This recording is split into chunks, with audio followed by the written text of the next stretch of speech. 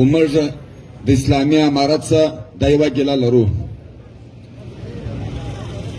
چې دا د چمن او د سپین بولدک خلک هم خلک پر پاسپورټ باندې اوړي راوړي. پرون هم تاسو میسج چلولی و، دا به یې عملي کړي. ستاسو د ټولو به دغسې خوښوي و چې دا کوم پاسپورټیان اوړي دا به یې بند کړي. بیا ته وغواړه چې دغه برګیډیر او د دوی کور کمانډر ته یې لره پر څلورو درځي که نه درځي. دا موږ ته لیکلي درکوو. بسم الله الرحمن الرحیم. دلته پر سټیج ناست مشران او ځوانان، په بینډال کې ناست سپین ږیري او ځوانان، د ټولو شکریه ادا کوو. ملګرو مجلسونو تاسو ته وکړه، دا قوم پر ته حق لري. موږ د هېچا سره هېڅ شی نه لرو، د هېچا سره هېڅ شی نه لرو. تګ راتګ غواړو، دا زموږ حق دی، دا زموږ وطن دی. هغه توبه ده، دا ریې کونچی دی، دا موږ ته چا په خیرات کې نه دی راکړی. د پاکستان به 80 کاله کېږي سپین جاپۍ راغلی دی، دلته 1500 کاله کېږي د پښتون قام پروت دی. نو بیا یې ته حق لرې که زه حق لرم؟ دلته خلک تبلیغات کوي په کلو کې، وایي پټکاپۍ راټولې کوي، کارډونه در جوړوو. ملګرو هېڅ شی نشته په دنیا، یو شی نشته، صرف د دې پرلته سره جنګ روان دی چې دا خلک به خطا باسو، مصروفه به یې کړو.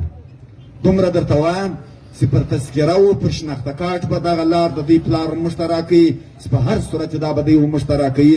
ځکه یو کال پر دې ځای موږ کښېنستلي و، دنیا ته دا ریکارډ موږ جوړ کړی دی. په ټوله دنیا کې یو کال چا پرلت نه دی کړی.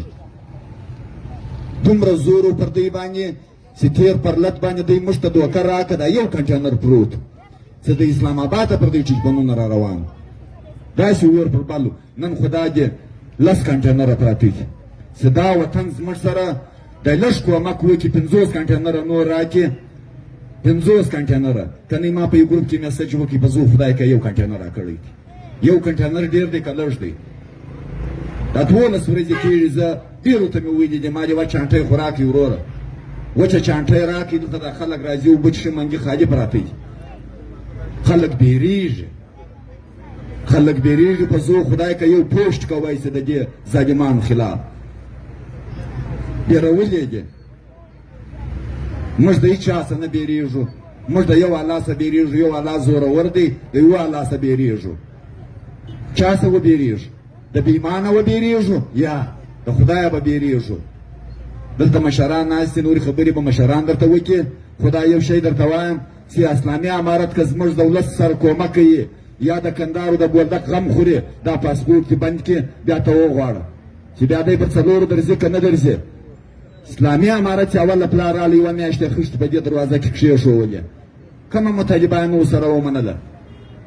موږ مسلمانان په مسلمانانو کې بیا پښتانه یې اکثر لري، یو بل ته وطن سره ورکو.